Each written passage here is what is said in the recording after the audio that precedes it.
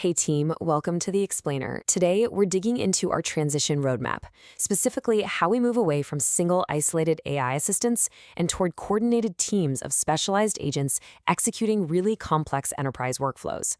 As an enterprise architect, I can tell you that the first wave of AI was all about individual productivity, summarizing a document or generating a quick email. But the next wave, it's infinitely more ambitious. We're designing intelligent workflow engines. We are fundamentally moving from a single bot doing one task to a fully governed architecture where specialized agents research, analyze, plan, and execute together. All right, here's our agenda for this architectural design review. 1. The transition roadmap. 2. Orchestrator logic. 3. Communication and memory. 4. Real-world patterns. And 5. Governance and security. Let's just jump right in. Starting with part 1, the transition roadmap. So to really understand the why behind this shift, imagine asking a single AI to build a complete market entry strategy for a brand new AI learning product. It's got to research the market, model the finances, check compliance, and then write up an executive deck, all at once. Honestly, the failure rate on complex multi-step prompts like that is incredibly high because the AI just gets completely overwhelmed. But by transitioning to a specialized multi-agent team, we actually mirror human corporate structures. A researcher gathers the data, a financial bot runs the numbers, a compliance agent checks the regulations. By dividing the labor up into distinct, specialized roles, we can parallelize the work, which drastically improves both quality and scale. Moving on to Section 2, the orchestrator logic. The technical logic of the orchestrator follows these strict sequential steps. It's the central coordinator of our entire system. And the crucial point here is that the orchestrator doesn't actually do the work itself. Its primary job is to intelligently manage the workflow. First up, it receives the overarching user goal. Second, it selects the right specialized agents for the job. Third, it breaks that big goal down and assigns subtasks. Fourth, and this one is absolutely critical, it manages dependencies, carefully passing context from one agent to the next and resolving any conflicts that pop up. And finally, it collects all the outputs and triggers any necessary reviews. Without this strict step-by-step logic, multiple agents will just run off independently and create total chaos. But with it, they become a beautifully coordinated workflow. To actually enable that orchestration logic, our architecture relies on these precise components under the hood. We've got the task manager breaking down the goals, we have the orchestrator layer managing the sequence. But pay attention to the agent registry. Think of this as the world's most hyper-specific corporate directory. It catalogs all available agents, perfectly defining their distinct roles, their tool sets, and their exact permissions. We also run a shared environment in memory, a tool layer for API calls and data retrieval, an evaluation layer for quality checks, and robust governance and observability layers to log literally every decision and token spent. This isn't just a loose group of chatbots. It's a tightly controlled architecture for intelligent collaboration. Which brings us to Section 3, communication and shared memory. Now, we enforce 5 distinct communication protocols to prevent runaway AI chatter and massive, unexpected cloud bills. We use sequential when one agent finishes a task and hands it off, kind of like a researcher passing data to a writer. We use parallel when agents need to work simultaneously. Think finance, legal, and operations all analyzing a new supplier at the exact same time. Review is our quality control protocol, where one drafts and another critiques. Debate is actually super fascinating. Multiple agents present different perspectives before the orchestrator makes a final decision. It's perfect for poking holes in a strategy. And then hierarchical is where a manager agent directs several worker agents. The rule is simple. Every single message must have a structured purpose and drive the workflow forward.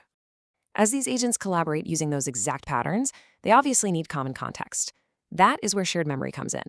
This memory space holds the defined user goal, the evolving task plan, any retrieved documents, intermediate outputs, tool results, and even human feedback. If a compliance agent flags a legal restriction, the writing agent absolutely needs to see that in the shared memory so it doesn't accidentally include non-compliant text in the final report. However, memory in multi-agent systems is a double-edged sword. It's a massive productivity tool, but also a huge risk surface. It has to be version controlled and heavily guarded. And that brings up a crucial point: enforcing the principle of least privilege via strict access control. Let's be real, a writing agent drafting a high-level summary does not need to see raw confidential HR data to do its job. A research agent out gathering market data definitely doesn't need permission to write to our CRM records. Security in our multi-agent architecture has to be agent-specific. We only ever expose the exact slice of shared memory that an agent strictly requires to complete its specific subtask. Okay, so all of this theory, the orchestrator logic, the communication protocols, the shared memory, it's all fundamental. But as an engineering team, we have to ask the practical question. How do these orchestrated patterns actually execute in our live production workflows? Let's look at Section 4, Real-World Enterprise Patterns. Let's ground this with an AI-powered learning ecosystem example. If a user tells the system, hey, I want to become an AI engineer in 12 months, our orchestrator triggers a really precise sequential workflow. First up, the Career Advisor agent scopes out the target role. It passes that context over to the Skills Assessment agent, which evaluates the user's current knowledge and identifies the gaps. That state is saved to shared memory, which the curriculum agent then reads to map out a personalized weekly course plan. And finally, a project mentor agent steps in to recommend specific portfolio projects. This completely proves that orchestrating specialized AI agents can deliver an end-to-end, highly intelligent career transformation experience, rather than just returning a basic course search. Similarly, let's look at a finance and procurement use case. This is where we heavily utilize that parallel communication protocol we talked about. When evaluating a new vendor, we parallelize the complex supplier risk analysis.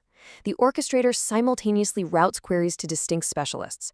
A supplier research agent gathers company info, a pricing agent compares costs, a contract agent reviews the legal terms, a compliance agent checks regulations, and risk and ESG agents review financial exposure and sustainability. They are literally all working at the exact same time.